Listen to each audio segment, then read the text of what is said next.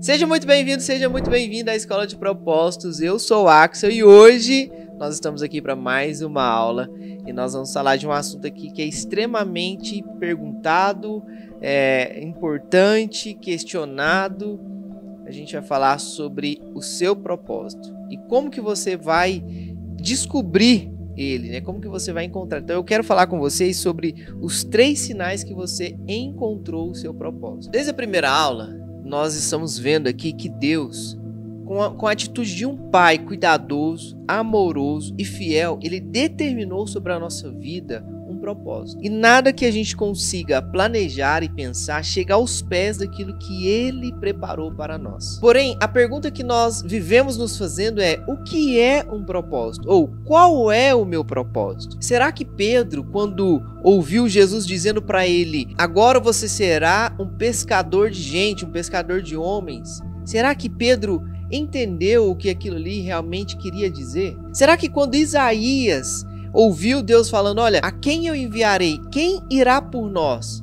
E ele responde: eis-me aqui, envia-me a mim. Será que ele entendeu aonde ele estava entrando? A verdade é que nem sempre o nosso propósito vai chegar com tal clareza em nossas vidas. Porém, existe um padrão em todos eles. Todas essas pessoas que viveram o seu propósito, eles precisaram passar por um processo que os forjou para que eles pudessem assumir aquilo que Deus determinou sobre a vida deles. E é exatamente aqui que as coisas começam a ficar um pouquinho confusas, porque quase sempre esse processo é doloroso, ele é conflitante e ele é individual. Não adiantou Moisés levar Arão para o deserto. Não adiantou Jesus andar com os 12 discípulos. Não foi diferente para Paulo quando ele começa a discipular Barnabé, Timóteo, Silas. Todos eles tiveram que viver o seu processo de forma individual para que o seu propósito servisse a todos. O nosso propósito ele é formado por 3 pilares, chamado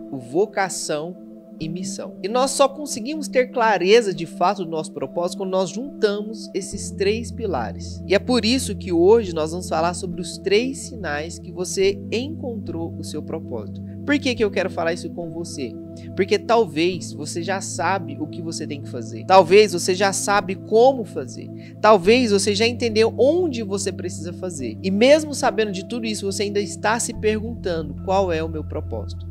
Então nessa aula você vai ter clareza que você já encontrou o seu propósito. E agora você vai ter um direcionamento para executar o seu propósito com clareza. O primeiro sinal que você já encontrou o seu propósito é quando você tem clareza do seu chamado. Em João capítulo 17, versículo 26, Jesus vai nos dizer o seguinte: eu os fiz conhecer o seu nome e ainda farei conhecer.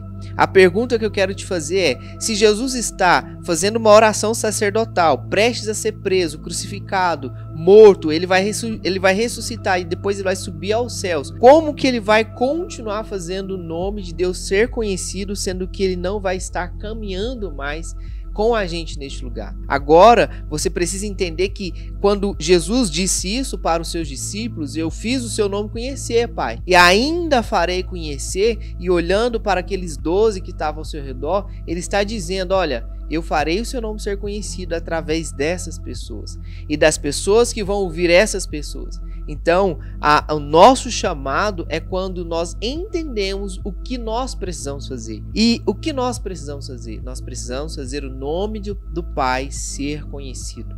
Nós precisamos apresentar o Espírito Santo de Deus para as pessoas. Em João, capítulo 14, Jesus vai reafirmar isso que eu estou dizendo aqui para você. Ele vai dizer assim, ó: esse é o Espírito da verdade que o mundo não pode receber porque não vê e não conhece. Vocês, porém, o conhecem porque ele está com vocês e habitará em vocês. Então, Jesus está dizendo para os discípulos o seguinte: olha, o mundo só não recebe o Espírito Santo de Deus porque não vê e não conhece. Vocês, porém, o conhecem, porque ele está com vocês e estará em vocês. Então, se nós conhecemos o Espírito Santo de Deus, se ele habita dentro de nós, de quem é a missão de fazer o Espírito Santo ser conhecido? Essa missão é nossa. E esse é o nosso chamado.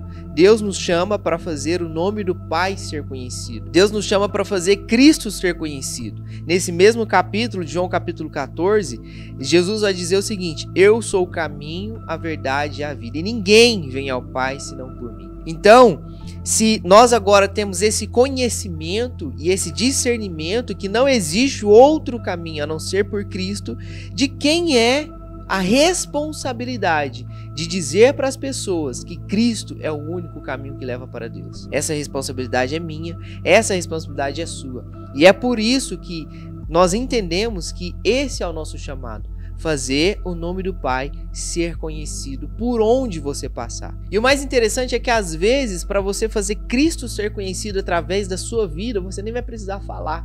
Deixa eu te mostrar aqui a história de José do Egito, filho de Jacó, que agora é chamado de Israel. Ele tem um sonho, ele compartilha esse sonho com seus irmãos e seus irmãos começam a ter inveja de José. A Bíblia vai dizer que Jacó gostava muito de José, era um dos seus filhos preferidos. Então, os seus irmãos decidem vender José como escravo para os ismaelitas, e esses ismaelitas vendem José para Potifar, lá no Egito já. Quando Potifar olha para José, sabe o que a Bíblia vai nos dizer? Que Potifar olhou para José e viu que o Senhor era com ele. Agora eu preciso que você use a sua imaginação comigo aqui. José, ele está sendo apresentado para Potifar como um escravo. Então, os irmãos dele tinham jogado ele numa cisterna. Então José está sujo. José agora ele foi transportado em uma carruagem junto com outros escravos. Ele está sem a sua túnica. Então ele está só com aquelas vestes de pano. Tá sujo, provavelmente talvez rasgado. E quando Potifar olha para José, naquele estado que ele estava, ele viu que o Senhor era com José. Então José não precisou abrir a boca para apresentar Deus para aquele homem, a ponto daquele homem ter uma tal confiança em José que abaixo de Potifar a autoridade era de José. A pergunta que eu quero te fazer é o seguinte: o que você pode fazer para apresentar Cristo para as pessoas, para fazer Deus ser conhecido, para fazer o Espírito Santo ser conhecido? Às vezes você pode pregar na geladeira do seu trabalho um versículo bíblico todos os dias. Às vezes, na sua escola, você pode colocar um versículo na cadeira de cada um, ou chegar um pouco antes e escrever no quadro uma palavra profética. O que você pode fazer para Deus ser conhecido através da sua vida? O segundo sinal que você encontrou seu propósito é quando você tem clareza da sua vocação. A vocação é quando você junta uma habilidade que você tem e você faz com que o nome de Deus seja conhecido através da sua habilidade. Se você é um designer gráfico, por exemplo, e começa a desenvolver artes para camisetas cristãs, você está fazendo o nome de Deus ser conhecido através da sua habilidade, que é de desenvolver estampas para camisetas cristãs, evangelísticas, né? E esse é o segundo pilar do nosso propósito, é saber como fazer, é entender a nossa vocação. Em Mateus capítulo 11, Jesus diz: o meu jugo é suave e o meu fardo é leve. Isso nos mostra que para cumprir o nosso propósito, ele deve ser algo leve e prazeroso. Não pode ser pesado. Quando nós estamos cumprindo nosso propósito e está pesado demais, é porque às vezes nós não descobrimos como nós precisamos fazer aquilo. Dessa forma, não importa o esforço que você vai fazer, se você vai precisar atravessar a cidade para buscar alguém, ele sempre vai ser leve e prazeroso para você. Por quê? Porque você sabe o que está fazendo e como você está fazendo. E isso faz com que o seu propósito se revele através da sua vida de uma forma leve e prazerosa. E como nós estamos falando de José aqui, sabe o que me chama a atenção? É quando o faraó coloca José para governar o Egito em um período super delicado. E por mais que essa responsabilidade era enorme nas costas de José, entendendo que qualquer ação errada que ele fizesse, ele poderia matar uma nação, e aquilo ali não foi um peso para ele. A gente não vai ver José, de forma nenhuma, fazendo uma oração para Deus, dizendo: Senhor, esse fardo é pesado demais, eu não consigo. Não. Então eu vejo que quando nós temos clareza de como fazer, não importa o tamanho da responsabilidade que nós vamos assumir, nós vamos ter clareza de como fazer. Isso vai ser para nós leve, não importa o esforço, vai ser leve. talvez o trabalho é gigante, mas vai ser leve. Para José, o trabalho era gigante, ele precisava controlar várias cidades, vários estados, mas era leve para ele, porque ele já sabia como fazer. E a pergunta que eu te faço é: no que você é bom? O que você gosta de fazer que até de graça você tem prazer de fazer? Será que é uma culinária, é na cozinha? Será que é com pintura? Será que é com design, é com gravação de vídeo? O que você gosta de fazer que até de graça você sente o prazer de fazer? E que se de alguma forma você não precisasse de uma renda financeira, você faria aquilo ali com o maior prazer de graça para o resto da sua vida. Quando você tem clareza disso, do que você gosta de fazer, isso é a sua habilidade. É aquilo que você tem paixão. Quando você junta essa habilidade com o que você pode fazer, ou seja, com o seu chamado, você começa a cumprir o seu propósito de uma forma leve e suave e prazerosa. E para concluir os 3 pilares agora, a gente vai falar sobre a sua missão, que é onde você vai fazer. E esse é o terceiro e último sinal, que você já encontrou o seu propósito. É quando você tem clareza da sua missão. E quando eu falo de missão, não estou falando de você ser um missionário, de ir para a África, de atravessar o mundo. Não é sobre isso.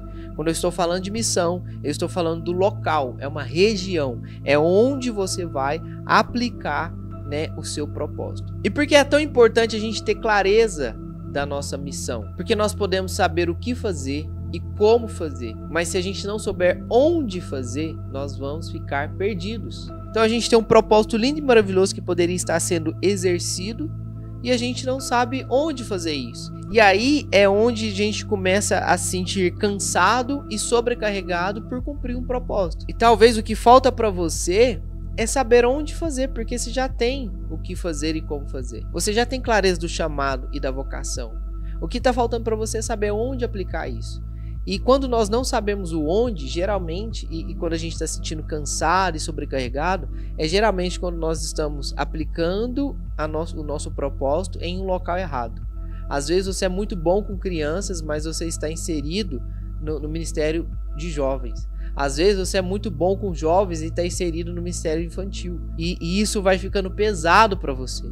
Porque a sua habilidade é comunicar com jovens e agora você está comunicando com crianças. O saber o onde é primordial para que você cumpra o seu propósito com plenitude, com grandeza, com leveza e com muito prazer. Em Atos capítulo 1, Jesus ele fala para os discípulos assim, fiquem em Jerusalém até que do alto vocês sejam revestidos de todo o poder. Um pouquinho para frente ele vai falar assim, e vocês serão as minhas testemunhas em Jerusalém, como em toda a Judéia, Samaria e até nos confins da terra.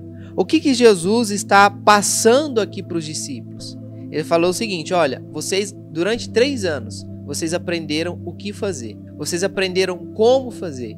E agora eu estou te entregando o onde você vai fazer. Você vai começar por Jerusalém, depois você vai para a Judéia, depois vocês vão para Samaria, até os confins da terra. Então por isso que quando a gente começa a ver o surgimento da igreja em Atos dos Apóstolos, a gente vê eles tendo um direcionamento, eles sabem o que precisa fazer. Então quando eles entendem que já deu em Jerusalém, agora eles vão para a Judéia. Já deu em Judéia, agora vamos para Samaria. Já deu em Samaria, então agora nós precisamos alcançar outros povos. Porque Jesus nos ordenou ir até os confins da terra. E é interessante que eles não começaram dos confins da terra para Jerusalém.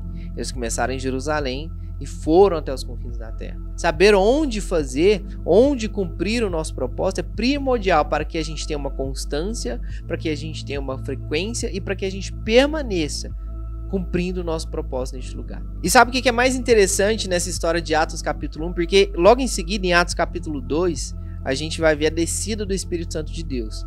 E eles ficaram ali reunidos durante 10 dias. Cerca de 120 pessoas estavam reunidos em uma casa durante 10 dias. E a Bíblia fala que todos eles permaneciam em constante oração e unidade. Aqui, Jesus está nos ensinando algumas coisas, né? A unidade, a gente se aperfeiçoa na unidade. Então, para que algo seja executado de uma forma bem feita, precisamos ter essa unidade. Mas o que me chama a atenção nesse texto é que 120 pessoas em uma casa durante 10 dias vai gerar algumas necessidades, né? Principalmente comida, principalmente limpeza. Eles não vão ficar 10 dias sem ir no banheiro, sem comer, não. Então, precisou de pessoas que fizessem essas tarefas naquele lugar também. E essas pessoas estavam cumprindo os seus propósitos. Tinha as mulheres que faziam as comidas, o café da manhã, o almoço, o café da tarde, a janta. Tinha as pessoas que limpavam aquele lugar. Tinha as pessoas que se preocupavam com o deitar e o acordar dessas 120 pessoas. Entenda que nós podemos cumprir o nosso propósito de várias formas. É interessante você entender que cumprir o nosso propósito não é só estar em cima de um altar pregando a palavra, não é estar sobre a liderança de algum ministério. Todos nós temos um propósito único e especial para nós. O problema é que às vezes a gente fica tão focado em quem está no altar ou quem está liderando alguma coisa que a gente acredita que nós só vamos conseguir cumprir o nosso propósito quando nós estivermos em um cargo parecido com o deles. Não, Deus já colocou sobre você um propósito. Às vezes você é muito boa na cozinha. Por que você não está manifestando Deus através da culinária? Às vezes você é muito bom com os afazeres de casa. Por que você não está manifestando Deus com isso? Sabe? Existe hoje várias formas de você apresentar Deus para as pessoas. Então entenda, nem sempre você vai estar em um lugar de visibilidade. Às vezes Deus vai se manifestar através da sua vida, com as suas ações, com o seu comportamento. E sabe o que a Bíblia me ensina em Atos capítulo 2? É que todos que estavam naquele lugar foram cheios do Espírito Santo de Deus. Então não importa se a pessoa estava lavando o banheiro, ela foi cheia do Espírito Santo de Deus. Não importa se ela estava na cozinha, ela foi cheia do Espírito Santo de Deus. Não importa se ela estava varrendo o chão, ela foi cheia do Espírito Santo de Deus. Todas as pessoas que estavam naquele lugar foram cheias do Espírito Santo de Deus. Eu tenho certeza que a partir desse conteúdo que você acabou de assistir, você vai começar a olhar para a Bíblia e vai começar a ver esses 3 pilares na vida daqueles que cumpriram seu propósito: chamado, vocação e missão. Eu quero te encorajar a tirar um tempo para você entender o que você precisa fazer, para você entender como você vai fazer e para você definir onde você vai fazer. Se é na internet, se é na rua, se é dentro da igreja, não importa, se é na sua família. Tire um tempo, escreva isso no caderno e anote o que você tem que fazer. Anote como você vai fazer e anote onde você vai fazer. A partir desse momento que você começar a visualizar essas suas anotações, você vai ter mais clareza do seu propósito. Às vezes você já até vive o seu propósito, mas por não ter clareza desses 3 pilares, você ainda fica se perguntando: qual é o meu propósito? E não se esqueça, se inscreve nesse canal, curta esse vídeo, compartilha essa mensagem com alguém que está também fazendo essas perguntas. O que é propósito? Qual que é meu propósito? Compartilha. Já joga para eles e vocês dois começam a discutir sobre isso. Acho muito interessante quando as pessoas se reúnem para discutir acerca de um conteúdo que foi visto. E não se esquece de entrar no nosso grupo Pecadores com Propósito. É por lá que a gente tem feito toda essa comunicação das aulas, de quando vai acontecer, e logo nós vamos fazer o nosso encontro com propósito, que é o quê? Nós vamos fazer uma reunião no Google Meet, no Zoom, e a gente vai poder discutir sobre essas aulas. Eu quero ouvir seus questionamentos, a gente vai trazer pessoas, pastores e líderes que vão discutir com a gente sobre essas aulas. Vai ser um momento muito gostoso, muito importante, é um momento de mesa de fato, para que a gente possa cada vez mais e mais caminhar segundo o nosso propósito. Eu te espero na próxima aula, até o próximo vídeo e tchau!